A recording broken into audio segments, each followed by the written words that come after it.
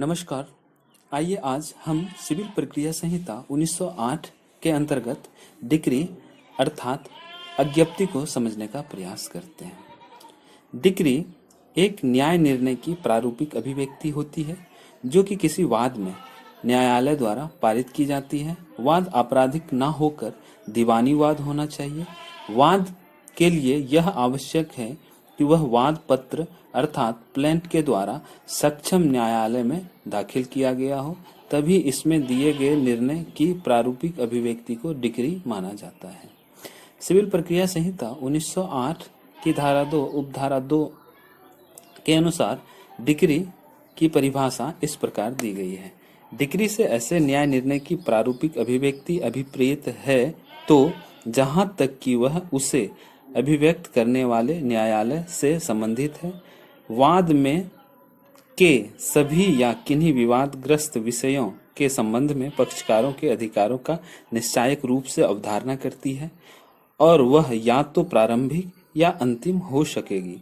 यह समझा जाएगा कि उसके अंतर्गत वाद पत्र का नामंजूर किया जाना और धारा 144 के अंतर्गत किसी प्रश्न का अवधारणा आता है।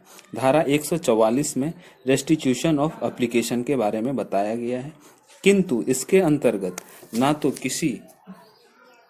तो कोई ऐसा न्याय निर्णय आएगा जिसकी अपील आदेश की अपील की भांति हो और न व्यक्तिक्रम के लिए करने का कोई आदेश आएगा।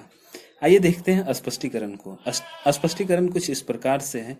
डिक्री तब प्रारंभिक होती है जब वाद के पूर्ण रूप से निपटारा कर दिया जा सकने से पहले आगे की कार्रवाई की जानी है।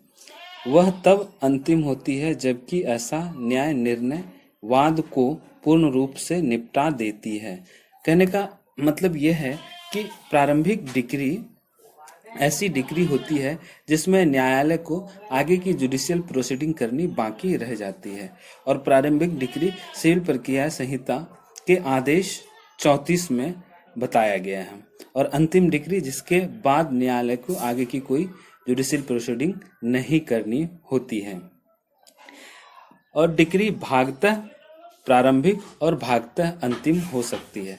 धारा 2 उपधारा 2 में दी गई डिक्री की परिभाषा के आधार पर डिक्री के लिए निम्नलिखित आवश्यक तत्व माने जाते हैं।